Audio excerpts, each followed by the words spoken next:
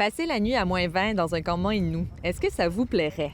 C'est ce qu'ont vécu une douzaine de passagers du navire de croisière le commandant Charcot la nuit dernière dans un chapoutoine près de la rivière Moisy.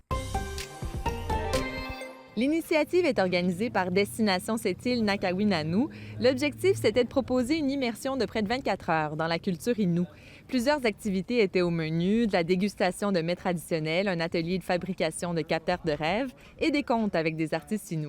L'initiative qui a coûté 1 700 $ aux croisiéristes a été couronnée de succès.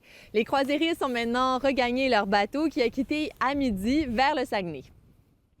On continue de parler de froid en allant du côté du Centre d'interprétation des oiseaux de proie de Godbout. L'organisation héberge plusieurs oiseaux nordiques qui survivent assez bien au froid extrême. C'est le cas du duc d'Amérique, de l'arfan des neiges ou de la chouette laponne, par exemple. Ces oiseaux-là sont habitués au froid et ont des plumes qui peuvent aller jusqu'à leurs orteils. Ça les isole et ça les protège. Le duc d'Amérique a même développé une technique pour se nourrir ces derniers jours, se coucher sur sa souris gelée pour l'attendrir. Et on clôture notre vidéo-journal en photo.